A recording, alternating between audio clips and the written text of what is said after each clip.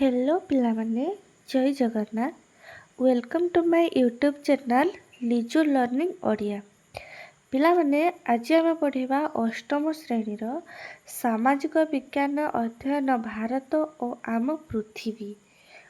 देख तार विषय वस्तु कौन कौन अच्छी भाग करे कौन अच्छी ना भारत एवं विश्व और भूमि और मानव। अध्याय 1 प्राकृतिक संबल और तार व्यवहार। भाग खरे कौन अच्छी अतीतर स्मृति फर्द बा अध्याय 2 रे अच्छी भारतर राजनैतिक मानचित्र और पुनर्गठन। देख अध्याय 3 रे अच्छी मराठा साम्राज्य र उत्थान। अध्याय 4 रे अच्छी भारतर उपनिवेशिक जुग।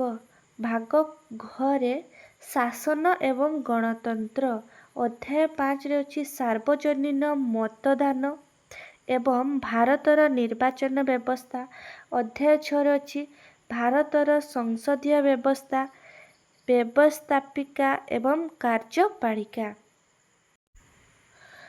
भाग रे कौन अच्छी आम चतुर्पार्श्वर अर्थनैतिक जीवन। अध्याय 7 रे अच्छी उत्पादनर कारक। देख आम पढ़ा कौन प्रथम अध्याय। प्रथम अध्याय आमर कौन अच्छी प्राकृतिक संबल और तार व्यवहार। प्राकृतिक संबल कौन पिला माने प्राकृतिक संबल होउछि कौन ना सी कौन सी गोटे एमिति गोटे जिनिस बा सामग्री जी कौन करे ना प्रकृति रे घटे बा ताको बा सी कौन ना मनीष द्वारा सी व्यवहृत हुए जोटा कि मनीष तैयारी करे नाही प्रकृति द्वारा सृष्टि होता है सेगुड़ा को कौन कहते ना प्राकृतिक संबल। देख पढ़िबा प्रकृति सहित समन्वय रक्षा करी आमको एक पूर्ण सृष्टिकारी अर्थनीति दिगरे अग्रसर हेबा पाई समाज विज्ञानी माने स्पष्ट मत देइछन्ति। कौन देइछन्ति ए प्रकार अर्थनीति व्यवहृत संबल गुड़िकर पूर्ण उपयोग अपचय ह्रास एवं क्षयप्राप्त संबल गुड़िकर पुनर्भरण करे। आमको प्रकृति अंतर्निहित ज्ञान को फेरी जावाक पड़िबो जहाँ समस्ते संबलर अंतिम पुनः सृष्टिकारी और पुनः चक्रकारी अटे। तापर देख आस चिंता करिबा प्राकृतिक संबल को आमे किपरि श्रेणीभुक्त करिबा। प्राकृतिक संबलर बंटन और जीवनर विभिन्न दिग मध्य कि संपर्क रही।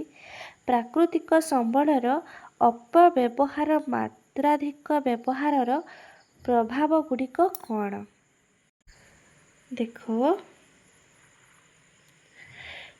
प्रकृति केतेबेले संबल परिणत हुए मनुष्य द्वारा सृष्टि होई नथिबा परिवेश अंतर्गत समस्त जीव और निर्जीव प्ररूप गुड़िकर समाहार ही प्रकृतिर अन्यतम अर्थ। प्रकृति सेतेबेले संबलर रूप निये जेतेबेले मनुष्य बंचिबा पाई प्रकृति को नूतन द्रव्य सृष्टि करे और ताहार उपभोग करे। उदाहरण स्वरूप देख वृक्षलता गुड़िक परिवेश अंश भावे मनुष्य बिना स्वाधीन भावे तिष्ठि रही थांती। आमे गछ को काटी तार काठ को विभिन्न गृह उपकरण रे परिणत कले ही यह संबल रे कौन हुए ना परिणत हुए। आमे काठ को काटिकी कौन करूँ ना फर्निचर व्यवहार करूँ कि नहीं काठ जाड़ीबारे व्यवहार करूँ। अधिकांश समय एही उपादान गुड़िक सहजरे उपलब्ध होई न थाए। उदाहरण स्वरूप समुद्र सज्जार बहुतले गच्छित थिबा पेट्रोलियम उत्तोलन पाई आवश्यक प्रजुक्ति विद्यार अभाव ଉତ୍ତୋଳନ ଖର୍ଚ୍ଚର ଆଧିକ୍ୟ କିମ୍ବା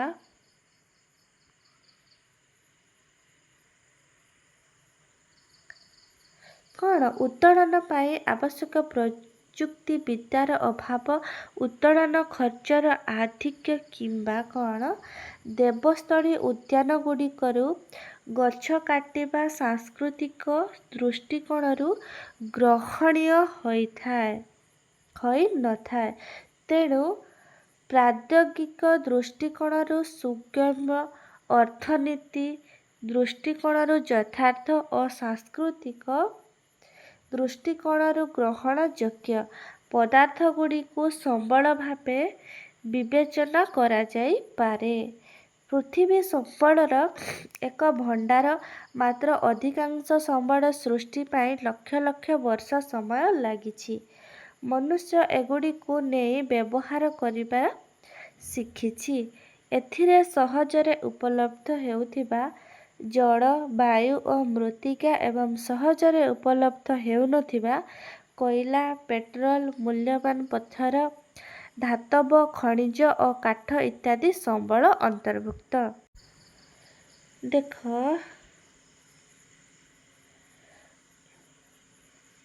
ଏଠି ମନେ ରଖ ପିଲାମାନେ,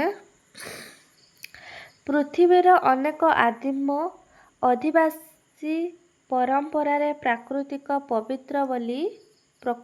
ପବିତ୍ର ବୋଲି ବିବେଚନା କରାଯାଇଛି। ତୁମେ ଏ ବିଷୟରେ ଆଗରୁ ପଢ଼ିଛ। ଏସବୁ ପରମ୍ପରାରେ ପ୍ରକୃତି ହିଁ ପାଳକ ଓ ପୋଷକ ଅଟେ। ଏହାକୁ ପ୍ରତିବିମ୍ବିତ କରୁଥିବା କିଛି ପ୍ରଥା ବିଷୟରେ ତୁମେ ଜାଣିଛ କି? ଦେଖ, ସୁଖ ସମୃଦ୍ଧି ପାଇଁ କ'ଣ କରନ୍ତି ନା ତୁଳସୀ ପୂଜା। ଏହା ବିଷୟରେ ଚିନ୍ତା କର। ଅଳ୍ପ ବିରତି ନିଅ, ନିଜକୁ ଓ ନିଜ ଚତୁଃପାର୍ଶ୍ୱରେ ଥିବା ପଦାର୍ଥଗୁଡ଼ିକୁ ଦେଖ। ପ୍ରତ୍ୟେକ ପଦାର୍ଥର ଉତ୍ପତ୍ତି କିପରି ହୋଇଛି? କୌଣସି ନା କୌଣସି ସମୟରେ ଏ ସମସ୍ତ ପଦାର୍ଥର ସୃଷ୍ଟି ପ୍ରକୃତିଗତ। ଏପରିକି ତୁମ ସାର୍ଟର ପ୍ଲାଷ୍ଟିକ ବୋତାମ ମଧ୍ୟ ପ୍ରକୃତିର ଦାନ। ସଂକ୍ଷେପରେ କହିବାକୁ ଗଲେ, ପ୍ରକୃତିରୁ ମିଳୁଥିବା ମନୁଷ୍ୟ ପାଇଁ ଉପଯୋଗୀ ସମସ୍ତ ମୂଲ୍ୟବାନ ସାମଗ୍ରୀ ବା ପଦାର୍ଥକୁ କ'ଣ କୁହନ୍ତି? ନା ପ୍ରାକୃତିକ ସମ୍ବଳ କୁହାଯାଏ। ପ୍ରାକୃତିକ ସମ୍ବଳ କାହାକୁ କୁହାଯାଏ? ନା ମନୁଷ୍ୟ ଯେଉଁ ସବୁ ଜିନିଷ ବ୍ୟବହାର କରୁଛି, ହଁ କି ନାହିଁ, ସେଗୁଡ଼ାକୁ କ'ଣ କୁହନ୍ତି? ସେ ପଦାର୍ଥ ବା ସାମଗ୍ରୀକୁ କ'ଣ କୁହନ୍ତି? ନା ପ୍ରାକୃତିକ ସମ୍ବଳ। ଆମକୁ ପ୍ରକୃତିରୁ ବା ଆମ ଚାରିପଟରୁ ଯାହା ସବୁ ଆମକୁ ମିଳୁଛି ସେଗୁଡ଼ାକୁ କ'ଣ କୁହାଯାଏ? ନା ମନୁଷ୍ୟ ବ୍ୟବହାର କରୁଛି, ସେଗୁଡ଼ାକୁ ପ୍ରାକୃତିକ ସମ୍ବଳ କୁହାଯାଏ। ଦେଖ, ପ୍ରାକୃତିକ ସମ୍ବଳର ପ୍ରକାର। ବିଜ୍ଞାନରେ ଆମେ ବିଭିନ୍ନ ପଦାର୍ଥର ନାମକରଣ, ବର୍ଗୀକରଣ, ଉପାଦେୟତା ବିଷୟରେ ଜାଣିଛେ। ବିଭିନ୍ନ ପଦାର୍ଥର ବର୍ଗୀକରଣ କଲାବେଳେ ଆମେ କିଛି ସାଧାରଣ ଲକ୍ଷଣକୁ ବିଚାରକୁ ନେଇ ବିଭିନ୍ନ ବର୍ଗର ନାମକରଣ ପାଇଁ ଏକ ଶବ୍ଦ ବା ବାକ୍ୟାଂଶ ବ୍ୟବହାର କରିଥାଉ। ଯେତେବେଳେ ଏହି ନାମ ବା ବାକ୍ୟାଂଶକୁ ଲୋକମାନଙ୍କ ଭିତରେ ବ୍ୟବହାର କରାଯାଏ, ସେତେବେଳେ ଏହାର ବ୍ୟାପକ ଅର୍ଥ ସହଜରେ ବୋଧଗମ୍ୟ ହୁଏ। ଏହାକୁ ବାରମ୍ବାର ବୁଝାଇବାର ଆବଶ୍ୟକତା ପଡ଼ିନଥାଏ ଏବଂ ଆମେ ମଧ୍ୟ ଏହାକୁ ଅଧିକ ପ୍ରଭାବଶାଳୀ ଢଙ୍ଗରେ ଉପସ୍ଥାପନ କରିଥାଉ। ପୂର୍ବ ଶ୍ରେଣୀରେ ତୁମେ ସଜୀବ ଓ ନିର୍ଜୀବ ପଦାର୍ଥ ବିଷୟରେ ଜାଣିଛ। ଆମେ ଏସବୁ ଶବ୍ଦ ବ୍ୟବହାର କରିବା ମାତ୍ରେ ଏହାର ଅର୍ଥ ଜଣାପଡ଼େ। ଏହା ହିଁ ବର୍ଗୀକରଣର ଏକ ସରଳ ଉଦାହରଣ। ପ୍ରାକୃତିକ ସମ୍ବଳଗୁଡ଼ିକ କ୍ଷେତ୍ରରେ ଆମେ ସମାନ ଭାବେ ବର୍ଗୀକରଣ କରିଥାଉ। ଏହା ବିଷୟରେ ଚିନ୍ତା କର। ପ୍ରାକୃତିକ ସମ୍ବଳଗୁଡ଼ିକୁ ବର୍ଗୀଭୂତ କରିବା ପାଇଁ ଆମେ କେଉଁ ସବୁ ମାନଦଣ୍ଡ ବ୍ୟବହାର କରିପାରିବା? ପ୍ରାକୃତିକ ସମ୍ବଳକୁ ବିଭିନ୍ନ ଧାରରେ ଶ୍ରେଣୀଭୁକ୍ତ କରାଯାଇପାରେ, ଯଥା ବଞ୍ଚିବା ପାଇଁ ଆବଶ୍ୟକତା, ପଦାର୍ଥର ଉତ୍ସ ଓ ଶକ୍ତିର ଉତ୍ସ ଆଦି। ଆଧାରକୁ ବିଚାରକୁ ନିଆଯାଇପାରେ। ଦେଖ ପିଲାମାନେ, ଆମେ ନେକ୍ସଟ କ୍ଲାସରେ ପଢ଼ିବା ବଞ୍ଚିବା ପାଇଁ ଅତ୍ୟାବଶ୍ୟକ ସମ୍ବଳ। ପିଲାମାନେ, ଭିଡ଼ିଓଟି ଭଲ ଲାଗିଲେ ଲାଇକ୍, କମେଣ୍ଟ, ସେୟାର, ସବସ୍କ୍ରାଇବ୍ କରିଦେବ। ଜୟ ଜଗନ୍ନାଥ।